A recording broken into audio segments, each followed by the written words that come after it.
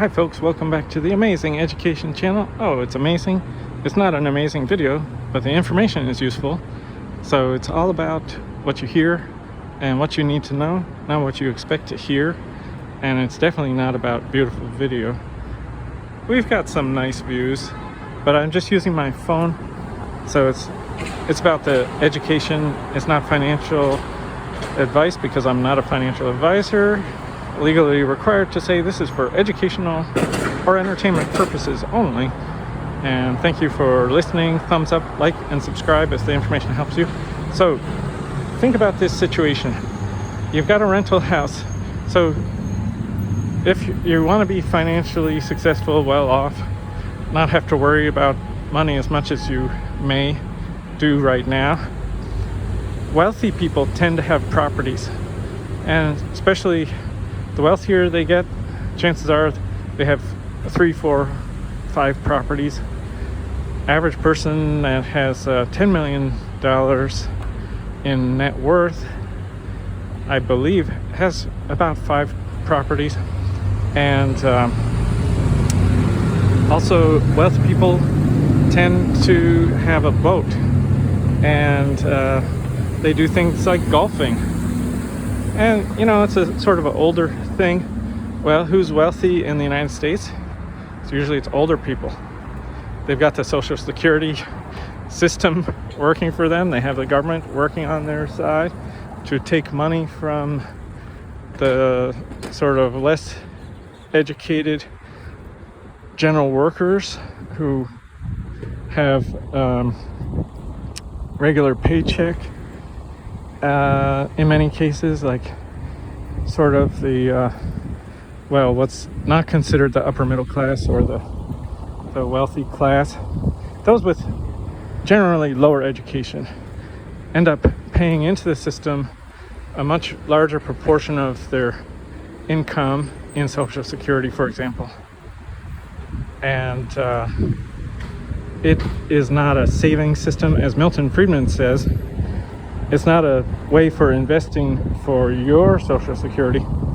It's paying for the retirees that are already retired.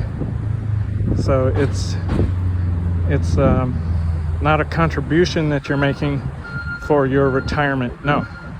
And they, you know, again and again, it's predicted, well, Social Security, the system is going to not have enough young people to pay for when they are retired, and so they change the retirement age, they change the payout amounts so that at least people get something.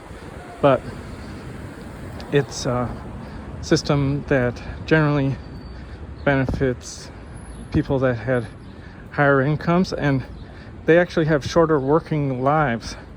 So not that they die young, it's just when they go they don't finish high school and start working and start paying the Social Security. They might often become professionals, which is who have really high incomes. They usually have higher degrees.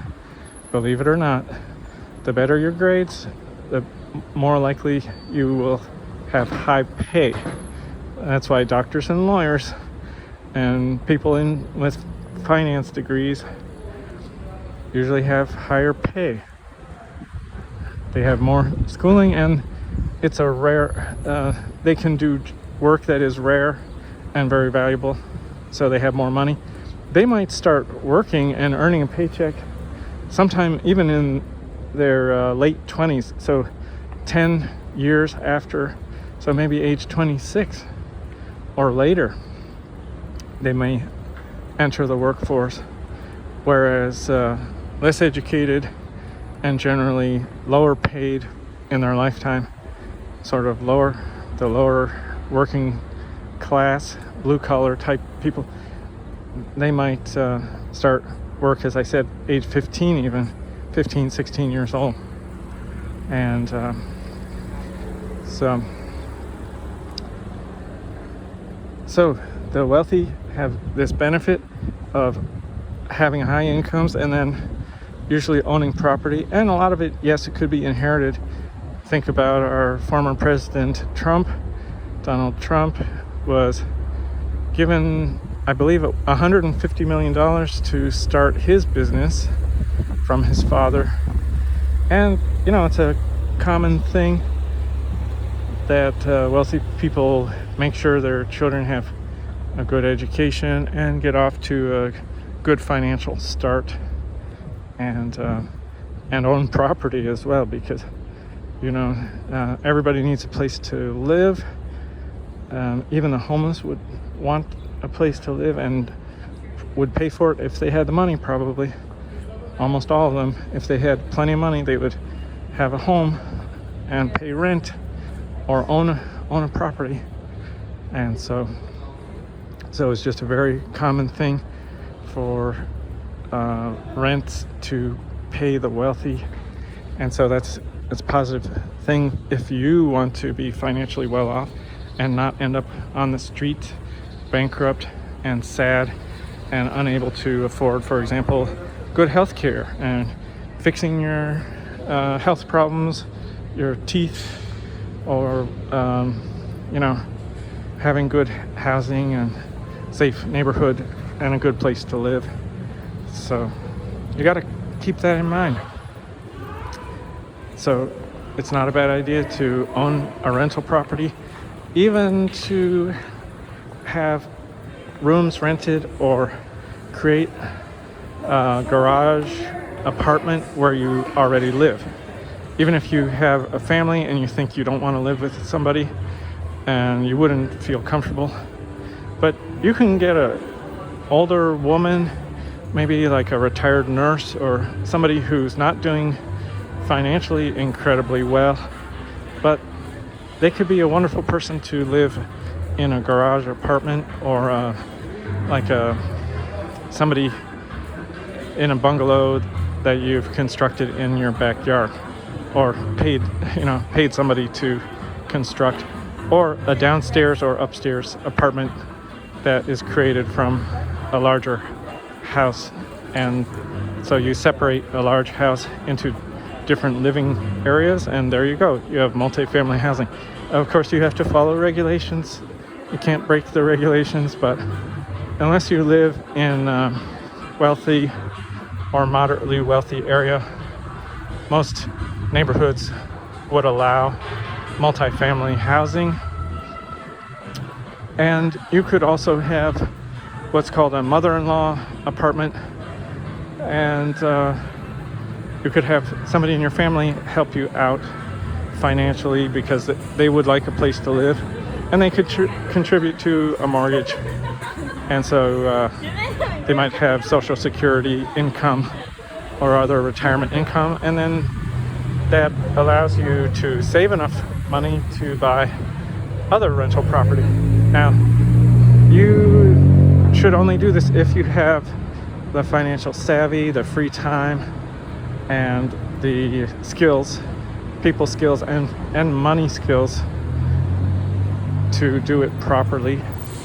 And you can sort of try it out, and if you don't like it, you can sell the property or stop renting space at your property where you live, and so on and so forth. But now the question, if you do have a rental property or you start a rental property, you have to figure out, how do you choose proper renters? Well, it all starts with basically screening from the time that you put out a listing. In your listing, say, reply to this listing with your contact information, or maybe the time that you would like to move in, and how long would you like to stay. And you'll find, at least in my experience, over 95% of the people will not provide the most basic information of their email or phone number. They will not even supply when they would like to move in and how long they would like to stay.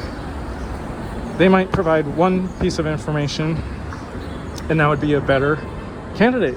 If they do, that's a good candidate. Wow, they're willing to provide some information. Incredible. And believe me, it's rare. It's rare, because when you have a rental listing, the listing service, which is online, I assume. You probably want to use modern technology, have your listing online, and it just provides an easy button like request a tour, request an application, ask a question, and so the people just click on it, and they might just say, can I have a tour, or oh, I love this neighborhood, and they give you nothing, they don't provide you any information.